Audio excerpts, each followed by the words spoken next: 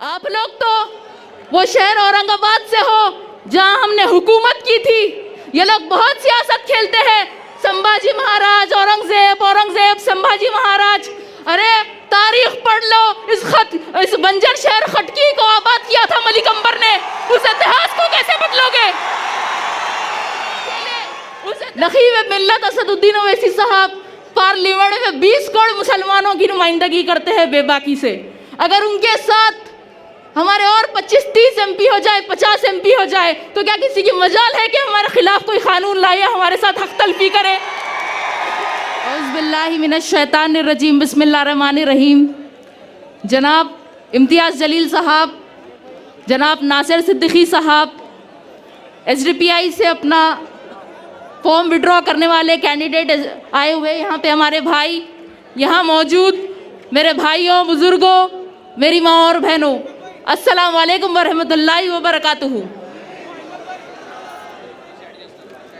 महाराष्ट्र इंतखाबात में सरगर्मियों का माहौल तो है, मुख्तलिफ पार्टियां हिस्सा तो ले रही है, लेकिन ये नहीं मालूम कि कौन किसके साथ है। महाराष्ट्र में सियासत एक मजाक है। कोई इंतखाबात जीतने के लिए लड़ रहा है, कोई किसी के वोट काटने के लिए लड़ रहा है। कहीं पे एक ही गठबंधन के 2 कैंडिडेट हैं, तो कहीं पे कोई ये बोल के विड्रॉ होता है कि यहां से मुसलमान नहीं जीतना चाहिए।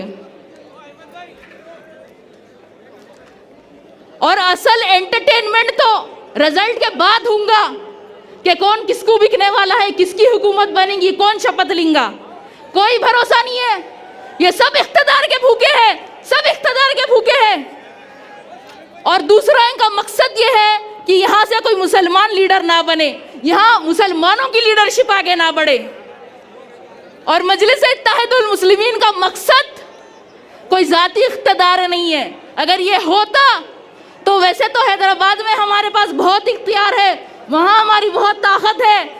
हमारे सदर को अल्लाह ताला ने दौलत, शोहरत, इज्जत, क़यादत हर चीज़ से नवाजा है, लेकिन वो मुल्क के कोने कोने में अगर जाते हैं तो इसीलिए जाते हैं। और अगर मजलिस मुल्क के मुख्तलिफ रियासतों में काम कर रही है तो इसीलिए कर रही है ताकि मुल्क के गरीब, मजलूम, दलित और मुसलमानों को उनका हकूक मिले, मुल्क भर के मुसलमानों में एक इत्तेहाद पैदा हो।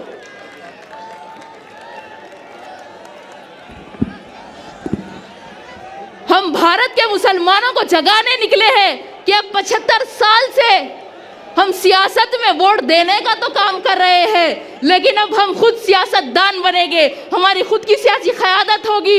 हम खुद एमएलए और एमपी बनकर असेंबली और पार्लियामेंट में जाकर हमारा हक हासिल करेंगे। महाराष्ट्र इलेक्शन 2019 में सिर्फ 10 मुसलमान जीतकर असेंबली गए, जबकि महाराष्ट्र में 1 करोड़ 30 लाख मुसलमानों की आबादी है। और फिर ये साल हुए लोकसभा इलेक्शन में किसी भी पार्टी ने पूरे महाराष्ट्र में से एक भी मुसलमान को टिकट नहीं दिया, सिर्फ एक इम्तियाज जलील साहब ठहरे थे और उनको भी सबने मिलकर हरा दिया। आज भारत में मुसलमानों की 14% आबादी है, लेकिन हमारे एमपी सिर्फ 4% है। और आज यही वजह है कि आज मुल्क में मुसलमानों के साथ हक तलफी होती है, हम पर जुल्म होता है। आज मुल्क में मुसलमानों की जानों की कोई अहमियत नहीं है, हमारे नबी के शान में गुस्ताखी की जाती है। और आज अकेले नकीब मिल्लत असदुद्दीन ओवैसी साहब पार्लियामेंट में 20 करोड़ मुसलमानों की नुमाइंदगी करते हैं बेबाकी से। अगर उनके साथ हमारे और 25-30 एमपी हो जाए, 50 एमपी हो जाए, तो क्या किसी की मजाल है कि हमारे खिलाफ कोई कानून लाए, हमारे साथ हक तलफी करे? आज चंद्रा बाबू के कोई 14 एमपी, नीतीश कुमार के 12 एमपी की वजह से एनडीए की सरकार है। अरे ख्वाब बड़े देखो, ख्वाब देखोगे तो ही ख्वाब पूरे होंगे।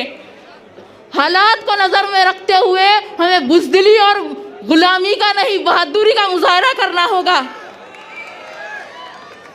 अंजाम वफा क्या होगा सोचा नहीं करते, मोमिन कभी हालात से सौदा नहीं करते। ये हौसला सिखाया है दीन इस्लाम में। अगर सर सजदे में हो तो तलवार की परवाह नहीं करते।